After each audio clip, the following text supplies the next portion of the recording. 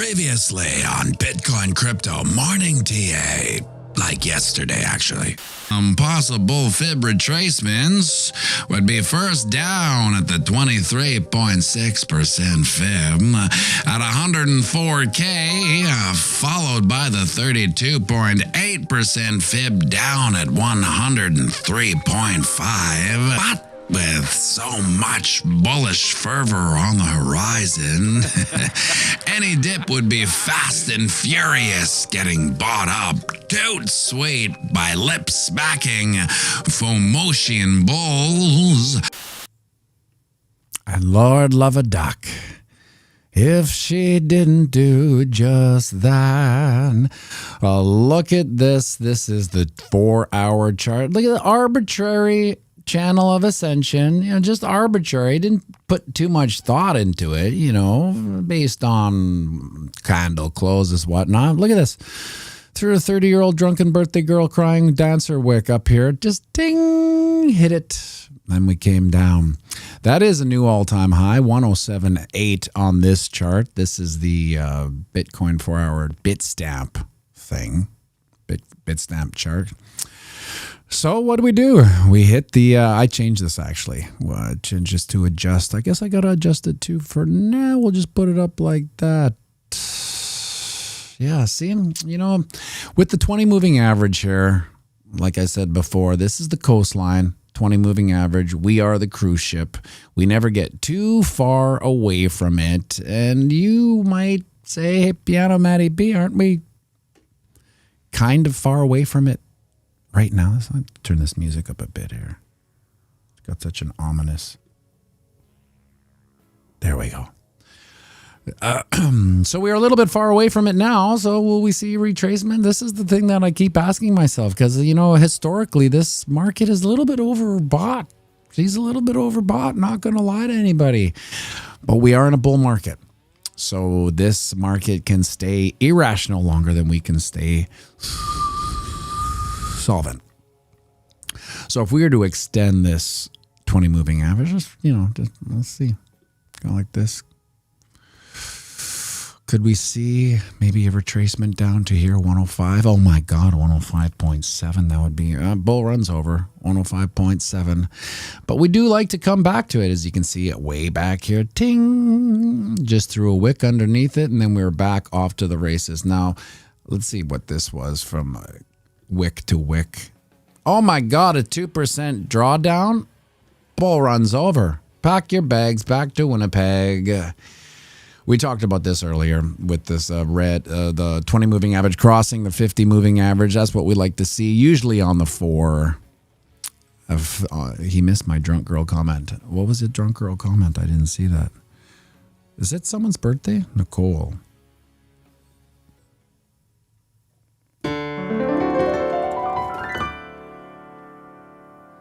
Happy birthday to you. Happy birthday to you. Happy birthday, dear Nicole, Minister Mafia, aka Queen of Memes. Happy birthday, happy birthday, happy birthday to you.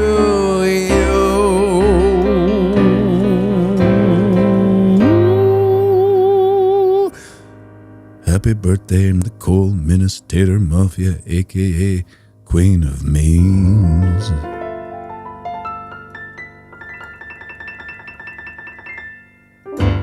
Happy birthday. One more trip around the sun. Well, if you're at the piano bar, Nicole, we'd make you twerk for your birthday, like we have so many times. Now, we are getting a little bit of a pump here. We can't say we're not. We're in a green 4-hour candle. You can see we had a little bit of resistance right there. We got some market equilibrium. If I ever gone and saw one, them bulls and the bears were both panting.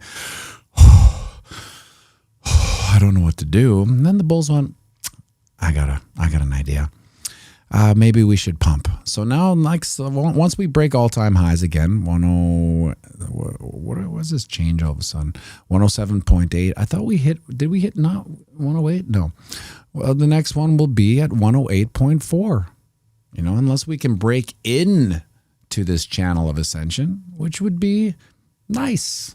But I would expect a little bit of headwind up at, well, if we don't get this candle, let's say at 108.4, it'll be the next one, and that maybe will be, 108.5. Not a big deal, but that's what's going to happen. Eventually we'll hit there. Over on the Ding Dong, we have broken out of our channel of ascension. She's a tight little channel. There's no mincing words there, but look at this. It's tight because she didn't want to leave it. Holy smokes, did we respect this channel of ascension. Now we've broken out. Now, what does the market like to do? Likes to go down and test its support. See the foundations there. Where would we test today's candle? This is the daily chart. It would be 105.1. Yes, everyone send in your best twerk videos. I'll make a twerk compilation stream. Now, this is today's candle, today's green candle. If we were to see a retest, 105.5, 105.2 wouldn't surprise me. What did we say back over here? 105.7 for an 8 would retest this 20 moving average. If we got down to it, we would get there before the 20 moving average anyway. But we have a little bearish corroboration there. No big deal, but we are in a bull market and things are pumping. Let's see this. Look, this is a pretty epic 3-day. I just jinxed it. Put this music back on here. There we go. I just jinxed it. That's I was thinking, wow, this is 3 days in a row. We haven't had, we had 3 days right here. This was Friday, December 6th to 8th, 6th, 7th, 8th. What do we have now? Oh, look at back here. November 18th, 19th, 20th, 21, 5 days in a row. Let's see how high this baby went. 5 days in a row, and we pumped 10%. We don't get out of bed for 10% pumps, do we? Yeah, sure we do. Where would 10% take us from here? Off this chart. Come on, let's pull it down. Pull her down here. 10% stack from here. If we were to see that, well, yeah, we'll go from here. 10% from this candle. 10,000. Oh, where am I? 116K. Now, it will be wild to get into the teens because this will do a couple things. We are in a state right now, looking back, let's say if we capitulated back down in the 90s, God forbid, we would, and then we just kept on going down, let's say. We just had a typical, historically rhyming bull market. Everyone's disappointed. Well, this is a real touchy area, the 100K, because it's peaky. It's peaky and frothy and, it's psychological. So we can get into the teens. We can kind of forget about that and move on to the next level because that's essentially what this is like. I always find Bitcoin's price action is like music and the skill you build, because every time as a musician you get a little better, you realize how shitty you actually are. It opens up this new window into things you didn't know. Same with price action. Once we hit higher highs, we're now into different levels, different sections of our bull market. Once we're in the teens, we'll now be eyeing the 120, 125, and that will be our new peaky frothy point till we get into the 130s. And then 150, and of course 200, how these things work. I was thinking today, I'm going to take a look at this MicroStrategy here. MicroStrategy, I'm a little worried. I'm a little worried about Michael Saylor. I know it sounds weird, but I'm a little worried that he may be now in every bull market, especially last bull market, we had some players who maybe were from the get-go sinister and criminal, right? Did they start out to be? No, they didn't. I don't even think even Sam Bankman-Fried or was it Mashinsky? What was his name? Charles Mashinsky? Something Mashinsky? Anyway, I don't think they started out sinister and criminal. I think they got carried up into the wave of leverage and over collateralization. And then next thing you know, they're reluctantly in this Ponzi scheme that they're like, that you talk yourself out of it at some point. You just end up saying, well, no, this isn't a Ponzi scheme. This is just, we'll get ahead of it. We'll get ahead of it. Yeah, Mashinsky was from Celsius Lasers. We'll get ahead of it. We just need some time. We need some time to reconcile things, and things will get back into play once we get a hold of this. And of course, usually when you're in a debt spiral, the denial happens, and then you basically are trying to save your ace from imminent bankruptcy and doom and maybe criminal activity, I suppose, because as soon as it becomes a Ponzi, now you're looking at criminal charges, and I guess that's what happened. Now, I don't think Michael Saylor is sinister or criminal, but when you think about the rehypothecation, the recollateralization of what's going on with MicroStrategy and its monumental gains, like it's pretty monumental. If you got in early, it's pretty monumental. And now he's, selling debt, buying crypto, selling debt, buying crypto. And the thing is with these scenarios is that they work. I'm not saying it's a Ponzi scheme. It works until it doesn't. And then eventually what happens is that we enter a denial phase where we keep on borrowing, collateralized bonds or convertible bonds. We take that money, we buy Bitcoin, then Bitcoin starts to kind of peter out. It starts to get a little tired, a little frothy, a little peaky, but everyone enters a certain degree of denial. They're like, well, let's pump Bitcoin, or, we'll get some more convertible bonds and we'll throw it into. And then at some point you're throwing everything in the kitchen sink at the price, and it's just not going up anymore. And then all of a sudden, all this rehypothecation, recollateralization, these convertible bonds come due. And now, don't get me wrong, he's not a dummy. These convertible bonds don't mature, so to speak, I think until the next bull run. So things can get pretty dark for Bitcoin and MicroStrategy before the debt's called in. And I don't even think the debt will be called in, because by then we will be going up again if we ever really come down. So, but there's a lot of things. This is why I worry, because there's a lot of times where we start thinking that we're understanding the market more, and we're smarter than the market, so to speak. And I don't care who you are, whether you're Chucky Munger, Warren Buffett, or Michael Saylor. Everybody thinks that they can grasp the market, and to a certain degree, I believe there'll be chapters in books written about Michael Saylor and MicroStrategy's take on investing, because I really think he's the first to turn it upside down. Now, this was inevitable, I think, especially with the advent of Bitcoin as a strategic reserve. So maybe it'll be a whole book, actually. Someone will write it about Michael Saylor, Chapter 1, Strategic Reserve Asset. Once that happens to a business, maybe their whole business plan is over, because nothing's going to outperform Bitcoin, because nothing has. And now we're thinking, well, what happened in the past is going to carry on to the future. And to a certain degree, it will. 107.53. Nice little pump here. It's digital energy. It's cyber real estate in Manhattan. I saw a video. I was going to put it in the front of this where they all started talking about Manhattan. It was unbelievable. Manhattan. Anyway, when things start to unravel, they unravel fast. And hopefully, it's like owning a block of Manhattan in cyberspace. Whoa, that's loud. I did turn it up there.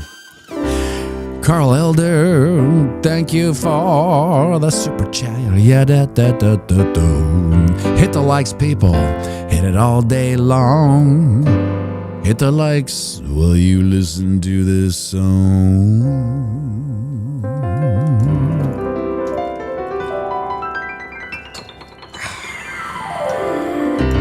Duke's chord right here. Did you hear that the music came on there? It wasn't in C, and I was like, this is gonna have There's some dissonance, and it doesn't matter. Most people probably didn't notice that because it's very quiet here. It's only in my in-ears can I actually hear it. Let me know if you can hear the background music.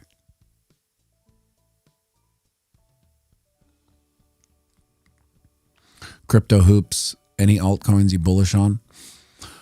I think all of them will follow. I always say that all altcoins will probably follow Bitcoin's trajectory. So Bitcoin, the Grand Poobah, will nothing, eh? All this time. Lasers, nope. Sneaky Pete vaporizers, nope. No one's hearing the music. All this time, I've been I guess you guys don't know, but I've had this music in the background. That's not. It says, let me see here. There is a little exclamation point. Use echo cancellation. I don't like echo cancellation. Oh, I should have asked for some second opinions. Scotty Mo hears it. Backup Kid hears it.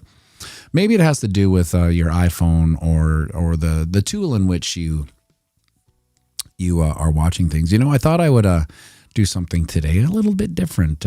Ask Grok, how high will Bitcoin go this bull run? Let's see what he says. Predicting the exact peak price for Bitcoin during this bull run involves a high degree of speculation, as it depends on numerous factors including market sentiment, regulatory changes, macroeconomic conditions, and technological developments. To give me a cut to the chase here, Grok. From the available information, various analysts, platforms, excluding pianomattyb, no doubt, and crypto enthusiasts have provided a wide range of predictions. Conservative estimates. Some sources suggest Bitcoin could reach a high of around 100K to 100K during this bull run. This is what we were talking about, the historic, kind of boring, disappointing bull run. This is supported by historical trends post-halving events, which tend to create a supply scarcity. Supply scarcity, tell me more. Pushing price upwards. Moderate to optimistic predictions, more optimistic projections see Bitcoin potentially hitting 150 to 200. This is based on current market dynamics, increased institutional adoption, and positive regulatory changes expected under the new U.S. administration. The enthusiasm around spot Bitcoin ETFs and the impact of the 2024 halving are also cited as catalysts. So that's moderate to optimistic. I have a weird thing on Grok I'll get to in a second. The highly bullish scenario. There are even more bullish forecasts suggesting Bitcoin could go as high as 270K or even 500 to 700, based on certain technical analysis like pianomattyb's channel. Oh, it doesn't say that. Like Elliott wave theory or the belief in a massive influx of capital into cryptocurrencies due to global economic conditions. I wonder what he's talking about. I wonder if he's alluding to the Bitcoin strategic reserve. I wonder if that's what Grok's talking about. Why is Grok being so beating around the bush-esque? Long-term outlook. Some long-term projections extend beyond this bull run, suggesting Bitcoin might aim for 1 million in the next few years. Although such predictions are highly speculative and depend on a significant shift in global financial systems and adoption rates, it's almost like he's beating around the bush of that Bitcoin strategic reserve. Now, all of a sudden, we went from Bitcoin strategic stockpile, which was a weird, like, all of us Bitcoiners, when we heard it, we were like, what is that? And I've been waiting. Are we going to change that narrative? Is it going to go into the music stopped? You hear that? There we go. And now it's back to reserve asset. That's a huge difference. Stockpile is like what someone would say when he doesn't know anything. It's a strategic reserve stockpile. And once it's a strategic reserve asset, everything's different. So this is why we're going to have, what is this say? Sawing projections extend beyond this one. Right. It's a strategic. It's the strategic reserve asset. All bets are off the table. I've seen a bunch of videos of people people talking about it day one, right? So there's a bunch of things that are going to happen day one. It sounds like your mic is picking up the sound from your earpiece. It's that low. Let me see. I'm going to turn it up. Here, I'm going to do something. I'm going to take echo cancellation off, but it ruins the sound of my mic. Let's see.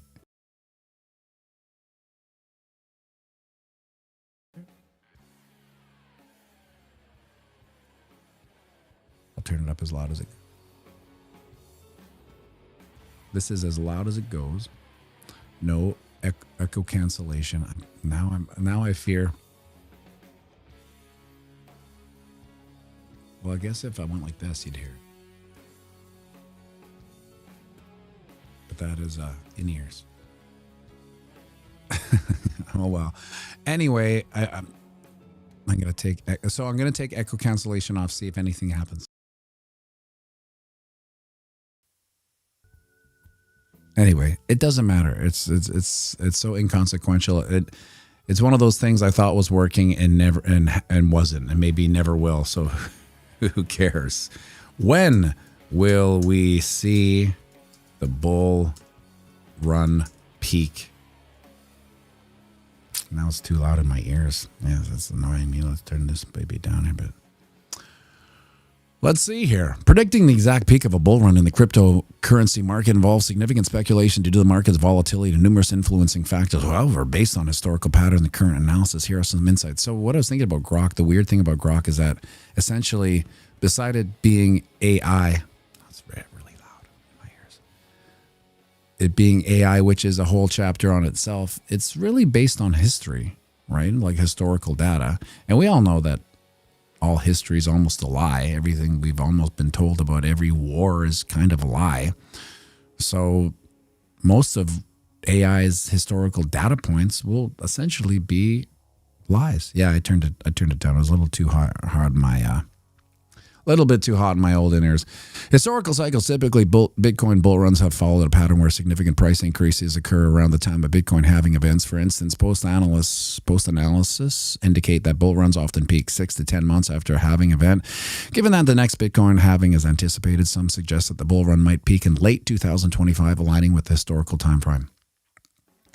Right, so that would put us historically October, November, maybe that's how it usually, we're almost at all-time highs, folks, at 107.6.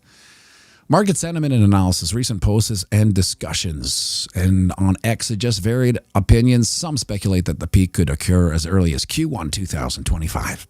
While others believed Q1 2025, it's funny because there's part of me that thinks that as well.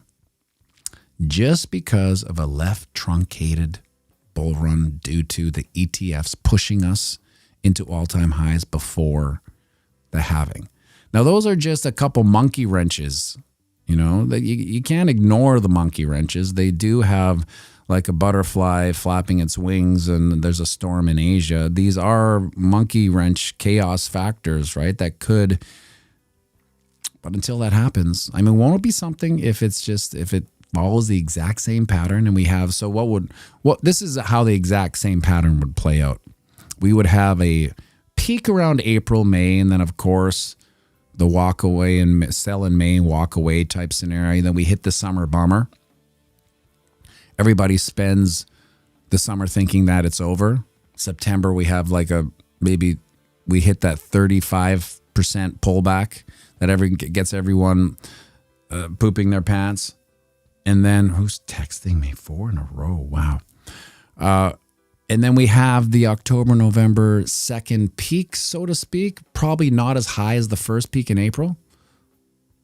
And that would be the historic bull run cycle playing out perfectly. Now, I'd be surprised if that happens, to tell you the truth, because and now this is what happens every bull market. We get a little too bullish, a little too frothy. So we start thinking that it's never going to go down. We're not going to see a bear market. I like when that happens, you know. The market's a super cycle. 107.7. Are we going to hit all-time highs live on the pianomattyb morning stream? That would be pretty awesome, actually. Bitcoin pumping now. Let's just get rid of this. Expert prediction. Bracket. pianomattyb. No, it doesn't say pianomattyb. Analysts and crypto influencers like pianomattyb. Doesn't say pianomattyb. Have their own predictions. See, Grok his historical data is all messed up.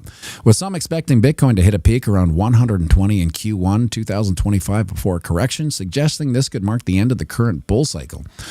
Others propose a peak could happen as soon as January 20th, 2024. Well, what's happening on January 20th? Why would they say that's an interesting day, eh? Oh, yeah, we know. 2025 based on market cycle analysis. Given this varied perspective, it's clear that while there are signs and historical patterns to guide predictions, the exact timing, but that sounded like Christopher Walken, the exact timing of the bull run peak remains uncertain.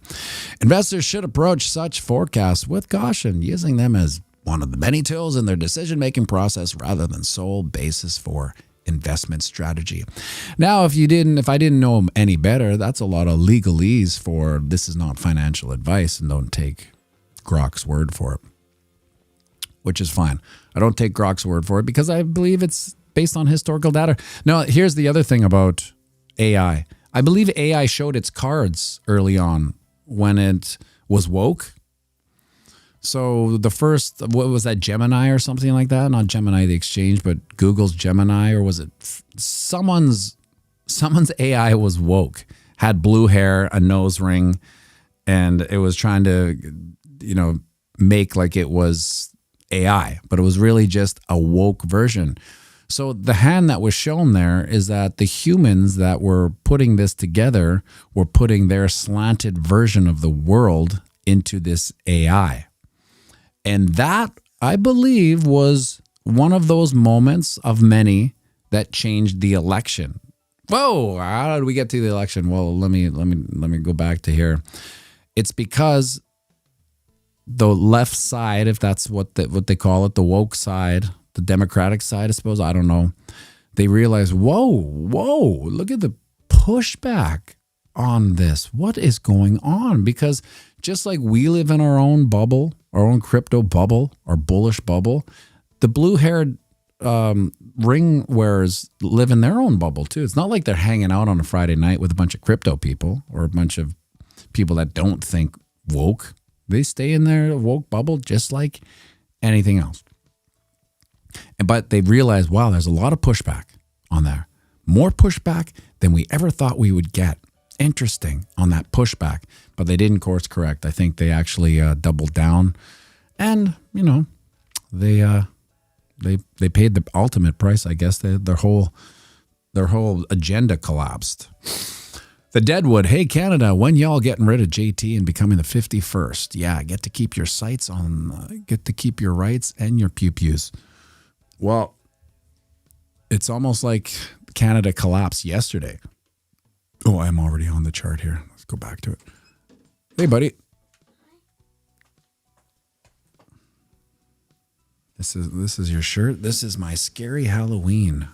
It was almost like Canada. I'm just going on with Justin. Do you remember who Justin Trudeau is? Yeah. Who's that? He is a loser. Yeah, he is a loser. That's right. Do you know what everything the government has is what? Stolen. And everything they say is what? A lie. Oh, that's good. Look at this. We're at 107.7. This is what I think we're going to do, Duke. Wait a second. We're almost at all-time highs. Can you pump the market? Let's go FOMO in at the top, so we can pump this market and get all-time highs. FOMO in at the top. Can't stop myself. FOMO in at the top. Now I'm down a lot. I see the hardcore. The resistance became support. I see the hardcore. The resistance became support. Let's go. Everybody's jumping off a bridge. All my friends are doing drugs. But it's great compared to the fucking mother judge. Who the heck am I the judge? As a person didn't care. Influences everywhere. Telling me I'm missing out. The mother of a blood. They couldn't take it. FOMO went on the top. Couldn't stop myself. Let's go. And at the top. Now I'm down a lot. I should have held her. To resistance became support.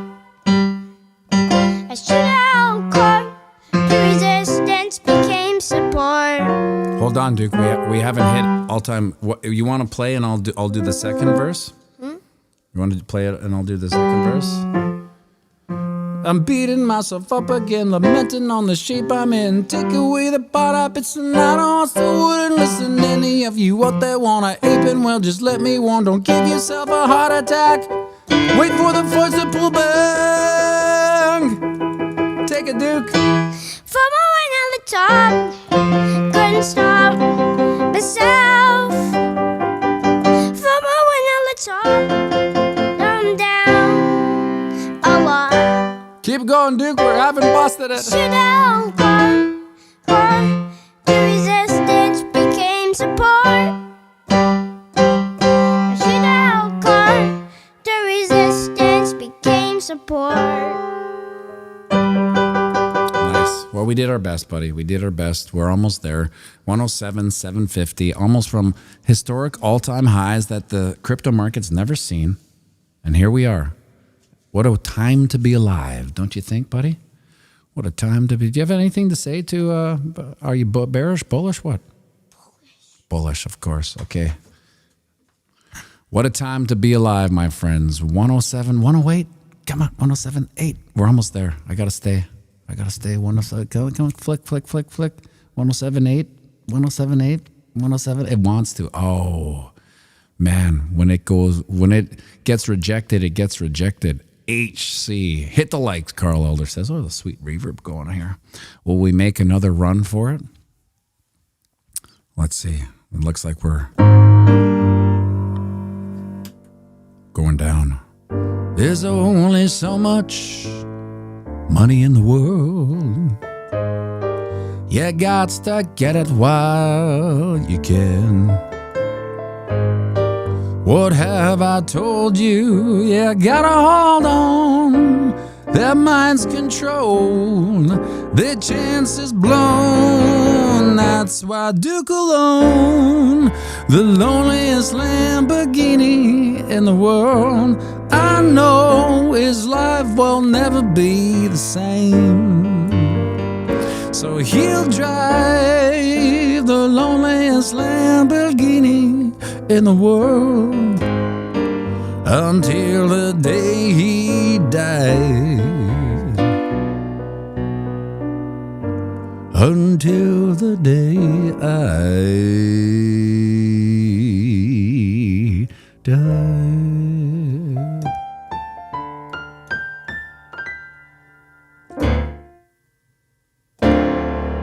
Make sure you like and subscribe.